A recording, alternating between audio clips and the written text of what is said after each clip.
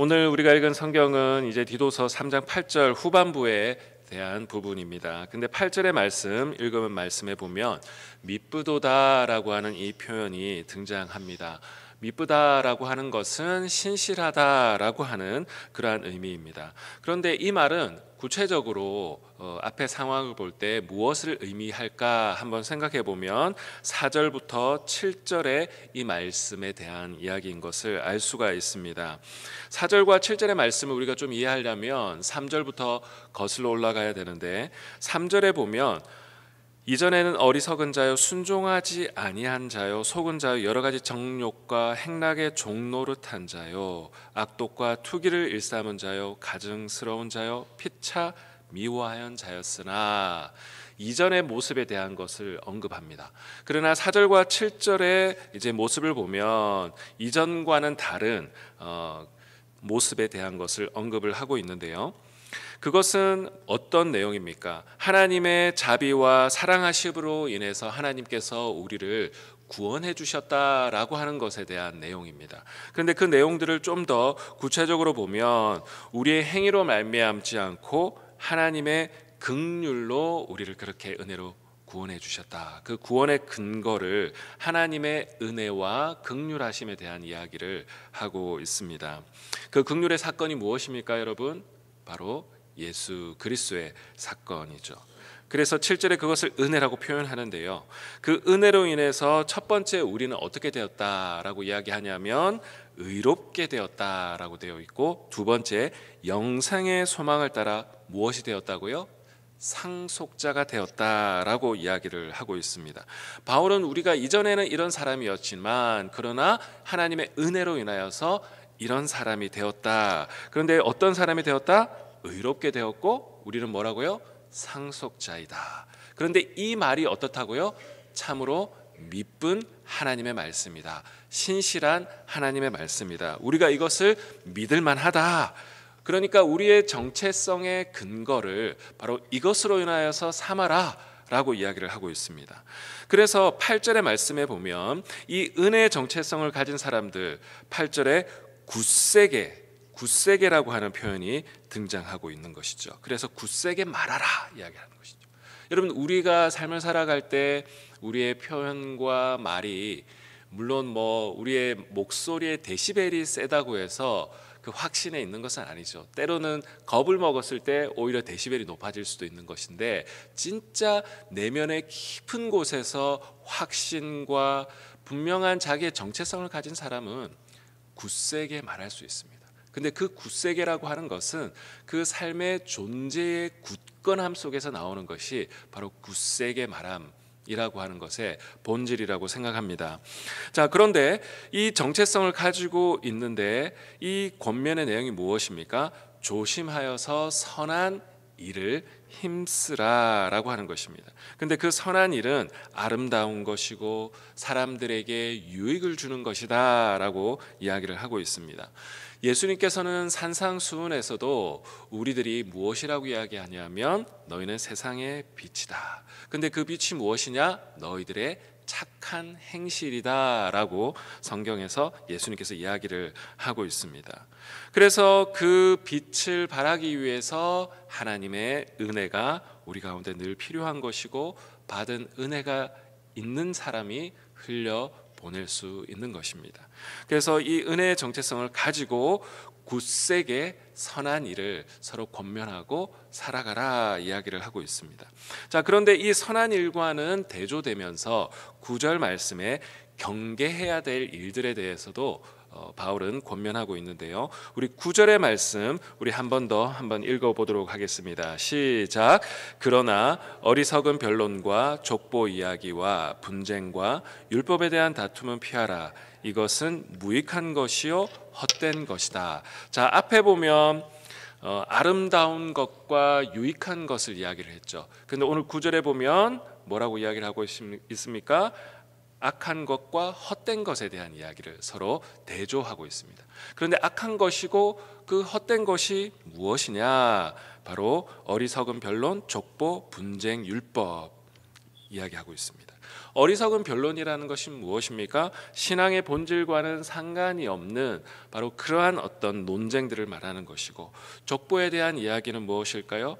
어쩌면 유대인들이 율법에 기초한 자신들의 조상의 어떤 그 계보나 이런 것을 강조하며 신앙의 우월감을 가질 수도 있고, 그런 것들과 얽혀 있는 이야기인 것 같습니다.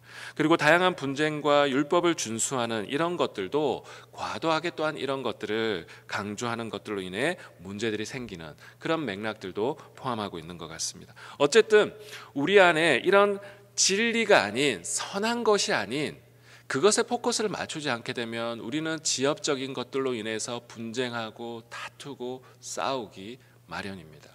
여러분, 우리가 한번 쭉 지난 날의 신앙생활을 한번 돌아보았으면 좋겠습니다. 내가 하나님의 선한 일을 위하여서 포커스를 맞추고 에너지를 쓰고 그것이 나의 중심의 가장 첫 번째 중요한 사람은, 모든 시선이 어떻게 하면 하나님을 영광스럽게 할까? 아니면 사람을 살릴 수 있을까? 또 그 선한 일이 무엇일까? 어떤 것이 덕을 끼치는 일일까?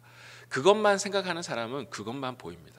그러나 그것이 내 중심에 있지 않게 되면 어떻게 될까요? 지엽적인 것으로 인해서 상처받고, 그것으로 인해서 상처 주고, 또 쓸데없는 것으로 인하여서 괜한 힘싸움과 에너지를 소비하기 마련입니다. 여러분, 그런데 그런 지엽적인 것으로 인하여서 에너지를 쏟고 마음을 쏟고 그것으로 인해서 분쟁하면요, 여러분, 겉으로 보기에 어떻습니까? 아름다운 모습일까요? 결코 아름다운 모습이 펼쳐질 수 없는 것이죠. 그러나 하나님의 선한 일을 도모하는 사람들을 통하여 나타나는 모습은, 그것은 아름답고 사람을 유익하게 할 수밖에 없는 것입니다. 여러분, 우리의 모습은 무엇에 힘을 쓰고 있는 모습입니까? 그리고 내 중심에 나를 움직이게 하는 것은 무엇인지 한번 돌아보았으면 좋겠습니다. 여러분, 이전에 그런 말을 들은 적이 있습니다. 선과 점. 여러분, 점이 하나씩 하나씩 찍히잖아요. 근데 그 점이 연속해서 계속 찍히면 뭘까요? 선이 되잖아요. 내 지난 날의 삶은 하나의 선택들이 점이라고 한번 생각해 보십시오. 근데 나의 선택들이 모이면 어떻게 될까요? 그것이 나의 실선, 나의 진짜 실체의 모습이라는 것이죠. 사람들은 그때 한 번의 선택이었다, 한 번의 모습이었다 이야기할 수 있겠습니다. 그러나 지난날의 모습을 보면 그 자리마다 하나씩 말하고 선택하고 행동한 것들이 모이면 무엇일까요? 그 사람의 진짜 모습이라는 것이죠. 여러분, 이게 참 무서운 모습인 것 같아요. 사람들이 나를 기억할 때에 나는 아니라고 이야기하지만 실제 살아온 나의 순간순간의 모습들이 모이면 사실 그게 진짜 나를 보여주는 것이기 때문입니다. 여러분, 우리도 하나님 앞에서 내가 어떤 선택을 하느냐, 무슨 나의 내적 동기로 행동을 하고 살아가느냐에 따라서 그게 진짜 나의 모습인 줄로 믿습니다. 여러분, 하나님의 나라를 위해 선한 일과 아름다운 그리고 유익한 일을 위해 우리의 삶을 드리는 저와 우리 모든 성도님 되시길 주님의 이름으로 축복합니다. 여러분, 그래서 바울은 계속해서 권면하고 있는데 이단에 대한 이야기를 하고 있고, 이런 사람들을 한 번, 두 번 훈계한 후에는 어떻게 하라고 이야기하고 있습니까? 바로 멀리해야 된다. 이 멀리해야 된다는 이야기는 출교와도 연결되어진 말일 것입니다. 바울은 그러면서 디도에게 여러 가지로 권면하면서 13절을 보면 지원자들을 보내줄 것이다 라고 이야기를 또한 하고 있습니다.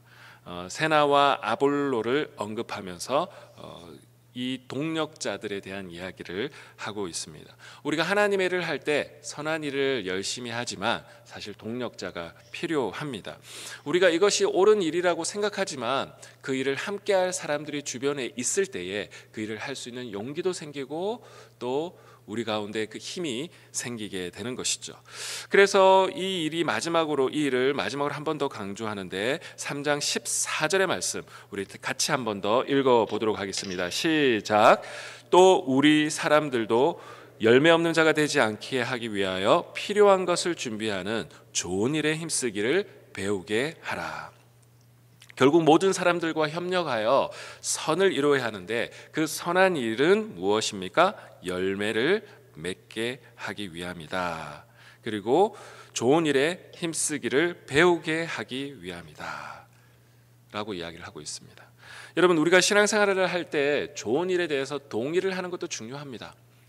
이것은 좋은 일이야. 그렇지. 우리가 하나님의 말씀을 들을 때도 그렇습니다. 동의합니다.